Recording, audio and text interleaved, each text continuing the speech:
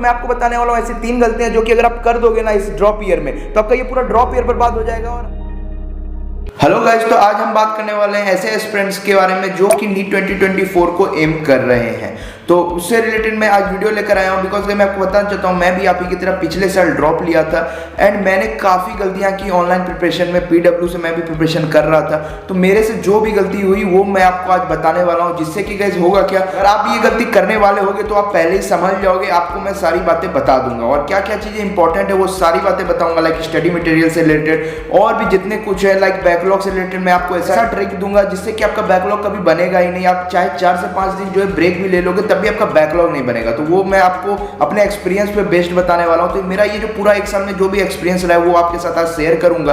तो इस वीडियो को बस आप एंड तक देखना होगा। अगर आप नीट 2023 एस्पिरेंट से आप भी मेरी तरह प्रिपेयर कर रहे थे तो आप भी अपना एक्सपीरियंस जरूर शेयर करना, जिससे कि जो भी नीट 2024 के लिए प्रिपेयर कर रहे हैं उनको हेल्प हो जाए।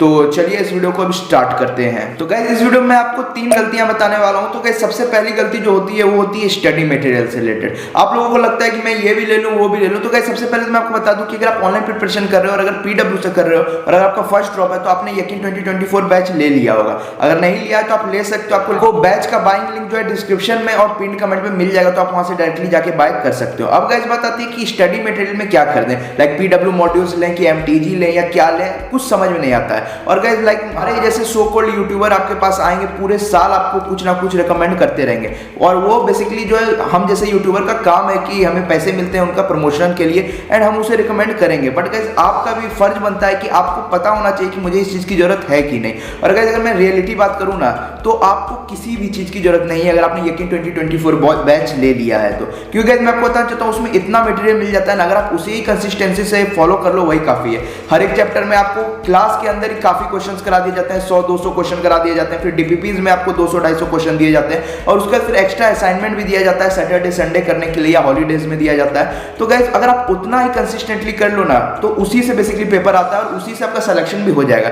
भले ही आपका हाई मार्क्स नहीं आएगा, लाइक 680-700 नहीं आएगा, लेकिन अगर गाइस आप केवल उसी पर स्टिक रहते हो ना तो आपका सिलेक्शन तो कंफर्म है। इसलिए गाइस मैं आपको बोल रहा हूं कि आप ज्यादा रिसोर्स के पीछे ना भागें। आपको मैं भी आपको जो है फ्यूचर में दिखूंगा बहुत सारी चीज को प्रमोट करते हुए, बट आपको देखना है कि क्या आपको टाइम बच रहा है। अब मैं आपको ये नहीं बोल रहा हूं कि आपको नहीं लेना है, लेकिन आपको एक बार देखना है। लाइक पीडब्ल्यू मॉड्यूल्स आप ले सकते हो, लेकिन आपको देखना है पहले मंथ में आपको देखना है कि आपका टाइम बच रहा है कि नहीं, आपने सब चीज सॉल्व कर लिया, उसके बाद भी लग रहा है कि आपको क्वेश्चन की जरूरत है तो गाइस मैं आपको बता देना चाहता हूं फिर आप बाय कर सकते हो, आपका मन है। लेकिन मेरे हिसाब से उतना ही आप सॉल्व कर लो वही काफी बड़ी बात है। क्योंकि मेरे साथ ऐसा हुआ कि मैंने काफी चीजें ले ली, बहुत सारे स्टडी मटेरियल ले लिए, उसके बाद मुझे लगता था कि मैं ये सॉल्व नहीं कर पा रहा हूं, मैंने इसमें पैसे लगा दिए और ये सॉल्व नहीं कर पा रहा हूं। तो मैं ये सबसे बड़ी दिक्कत है गाइस। अगर आप खुद को सेटिस्फेक्शन नहीं दे पा रहे, आप खुद को बिलीव नहीं रख पा रहे हो अपने ऊपर, तो गाइस फिर दिक्कत है। आपके प्रिपरेशन पे काफी इफेक्ट पड़ता है और आपके सिलेक्शन पे भी काफी इफेक्ट पड़ेगा। तो इसलिए मैं आपको रिकमेंड करता हूं कि जितना कम रिसोर्स हो, इन शॉर्ट मैं आपको ये बोलूंगा जितना कम रिसोर्स हो उतना आपके लिए अच्छा है और आपके लिए इजी होगा प्रिपरेशन करना एंड आपके लिए सिलेक्शन लेना भी इजी होगा। तो इसलिए बोलूंगा कि आप यकीन 2024 पे पूरा डिपेंड हो जाओ एंड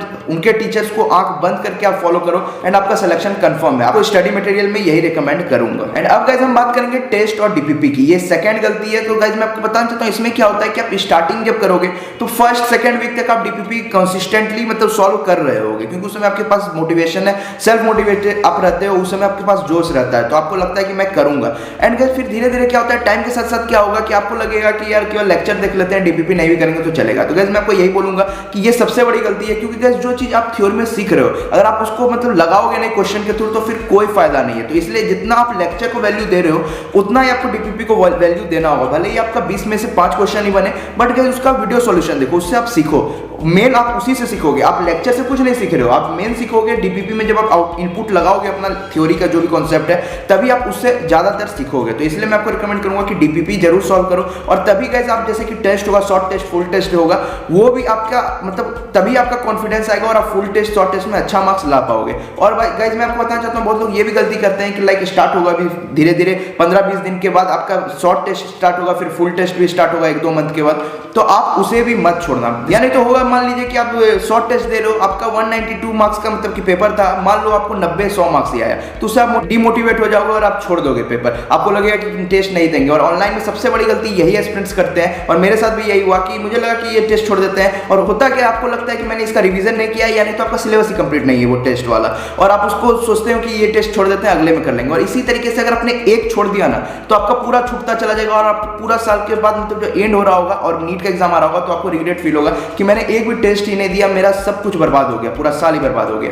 तो इसलिए मैं आपको रिकमेंड करूंगा कि आप एक टेस्ट भी नहीं छोड़ना, भले ही नंबर कम आए, आपका 720 में 100-150 नंबर ही आए, आपका शॉर्ट टेस्ट में 192 में 70-80 नंबर ही आए, लेकिन आप उसे एनालाइज करो, उससे ही आप सीखोगे गाइस। और स्टार्टिंग में से ही आपको टेस्ट देना है तो देना है, भले सिलेबस कंप्लीट नहीं है, रिवीजन नहीं हो रहा है, कोई मतलब नहीं है, आपको देना है और आपको सिटिंग पावर अपनी बढ़ानी है। लाइक शॉर्ट टेस्ट होगा तो आपका 1 घंटे का शॉर्ट टेस्ट होगा, अगर फुल टेस्ट होगा तो 3 घंटे 20 मिनट का होगा, तो आपको उतना बैठने का भी प्रैक्टिस होगा। तो इसलिए मैं आपको रिकमेंड कर रहा हूं कि शॉर्ट टेस्ट और डीपीपी ये सब आपको सॉल्व करना है। अब गाइस थर्ड और आखिरी जो है वो है बैकलॉग। गाइस बैकलॉग जो है ये नेचुरल है, ये हर एक एस्पिरेंट्स के साथ होता है, चाहे कुछ भी इशू हो, लाइक आपका हेल्थ इशू हो, आप प्रोक्रास्टिनेट खुद कर जा रहे हो, या घर में कुछ इशू है, तो बहुत चीजें होती है, लाइक आपको मन कर गया ब्रेक लेने का, तो उसकी वजह से बैकलॉग बन जाता है। और अगर गाइस बैकलॉग बन गया ना, तो ये आपको सिलेक्शन से भी दूर ले जाता है, और ये सबसे बड़ा कारण है, मैं आपको बताना चाहता हूँ, जो कि मेरा इस प्रिपरेशन वाली जर्नी है वो स्मूथ नहीं चली, अच्छी नहीं हुई, और ये सबसे बड़ी दिक्कत होती है, और ये ऑनलाइन प्रिपरेशन में होता ही है। तो गाइस इसलिए मैं आपको आज लेकर आया हूँ, जो मैं आपको बताऊंगा ट्रिक, ये बेसिकली काफी लोग के लिए वर्क कर भी सकता है और काफी लोग को पसंद नहीं भी आएगा, काफी लोग को इलॉजिकल लगेगा। तो आप एक बार सुन लो, अगर आपको अच्छा लगे, अगर आप मेहनत कर सकते हो उस तरीके से, तो आपके लिए सही रहेगा और आपका फिर बैकलॉग कभी नहीं बनेगा। तो गाइस मैं आपको बताना चाहता हूं, मैं आपको बताना चाहूंगा कि आपको जो है अपने यकीन बैच का जो भी सिलेबस है उससे 2 चैप्टर आगे रहना होगा, तो पर सब्जेक्ट, लाइक आपका फिजिक्स में आप 2 चैप्टर आगे रहोगे, केमिस्ट्री में 2 चैप्टर आगे रहोगे।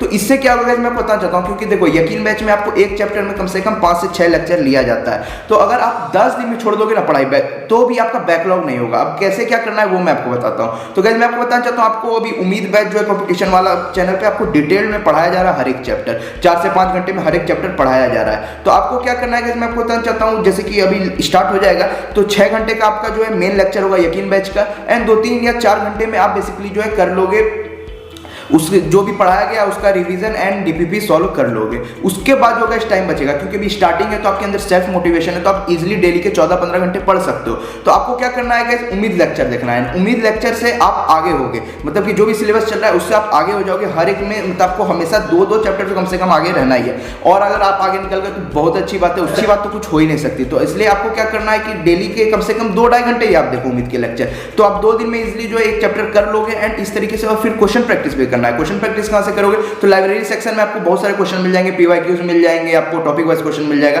तो वहां से आप क्वेश्चन भी लगा लोगे उस चैप्टर के उम्मीद लेक्चर से करने के बाद। तो इस तरीके से जो है आप आगे निकल जाओगे, एंड जब आप आगे निकल जाओगे तो इस तरीके से आपको चलते रहना है, ये नहीं कि छोड़ देना है। और इस तरीके से जब आगे पढ़ते रहोगे, और मान लो कुछ प्रॉब्लम आ गया घर में या हेल्थ इशू आ गया, तो आप 10 दिन में अगर पढ़ाई छोड़ दोगे ना, तो आपका क्या छूटेगा, आपका रिवीजन छूटेगा। क्योंकि देखो गाइस, आप जब आगे निकल चुके होगे, मतलब कि वो चैप्टर कर चुके होगे, तो आपको वो चैप्टर कंप्लीट है, और जब आप यकीन लेक्चर से कर रहे होगे तो वो आप रिवाइज कर रहे होगे केवल। तो अगर आपका रिवीजन छूट भी गया तो कोई बड़ी बात नहीं है, वो आप रिवीजन जो है माइंड मैप सीरीज से कर सकते हो 2 घंटे में इजीली एक चैप्टर। तो इसलिए मैं आपको रिकमेंड कर रहा हूं कि इस तरीके से आप कर सकते हो। अब आपको अगर समझ में आ गया होगा तो प्लीज आप बताना कमेंट में, और अगर ये आइडिया अच्छा लगा होगा, देखो ये मुश्किल होगा, इसमें आपको एफर्ट लगाना होगा, बट गाइस आपको इसका अहमियत तब पता चलेगा जब आपका बैकलॉग नहीं लगेगा। आप 10 दिन में पढ़ाई छोड़ दोगे तो भी आपका बैकलॉग नहीं लगेगा। तो इसलिए मैं ये रिकमेंड कर रहा हूं, और अच्छा लगा होगा और समझ में आया होगा तो प्लीज बताना। बस यही था गाइस बैकलॉग का, ये जो मैंने ट्रिक बताया ये आपको किसी ने नहीं बताया होगा, ये मैंने सोचा हुआ है। और अगर मान लो कि मेरा इस साल नहीं होगा, नीट 2023 में, तो मान लो मैं ड्रॉप लूंगा अभी, तो मैं इसी स्ट्रेटेजी को फॉलो करने वाला हूं। तो ये बेसिकली मैं अपने फ्यूचर प्लान्स के लिए रखा हूं, और इस मतलब कि ये पूरा मैंने एक्सपीरियंस जो गेन किया है, इसी से मैंने ये सीखा है कि बैकलॉग से ही गाइस जो है हम सिलेक्शन से दूर जाते हैं और हमारा प्रिपरेशन से ध्यान हट जाता है, मन नहीं लगता है। तो इसलिए गाइस मैं आपको रिकमेंड कर रहा हूं ये चीज, अगर आप फॉलो कर सकते हो एक बार आप करके देखना, अगर आपको अच्छा लगे, आपका हो पा रहा होगा मैनेज, तो आप कर सकते हो इस तरीके से।